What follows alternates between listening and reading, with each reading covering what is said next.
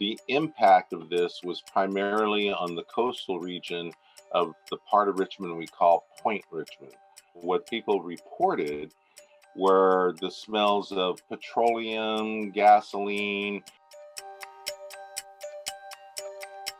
The refinery came to Richmond at the beginning of the 20th century. One of the things is the demographics have shifted.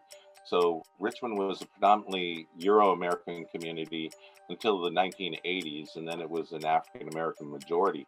But now it is a Latino plurality. Greatest burden historically and contemporaneously are the frontline communities, frontline neighborhoods of the refinery and the other industrial polluters in Richmond. These are predominantly African American, Latino immigrant, and Asian immigrant, and working class white folks who make up the bulk of the population.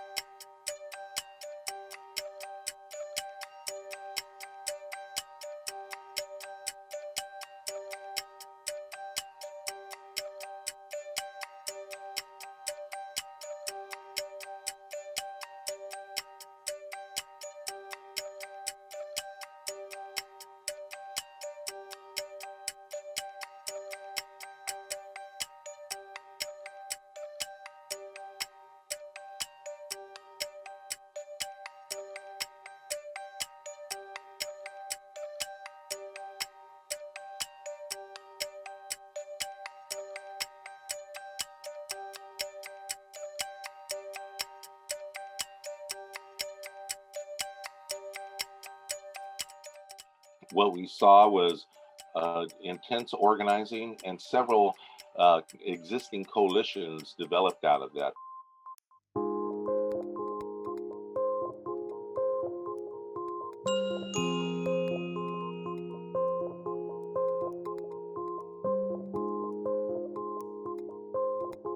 We are looking at the reality that big oil has peaked. We know that eventually these refineries are going to start to close down.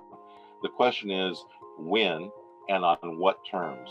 In Richmond, we're worried that that'll happen where they'll just like run the refinery into the ground and walk away from it. We are currently working with city council members to examine what sort of financial instruments can the city impose on Chevron to help prepare for a number of things, such as the cleanup of the toxic site. What about the substitution of the tax base that the city relies upon? What about funding for retraining not only the refinery workers, but adjusting the workforce of Richmond for the new renewable energy economy?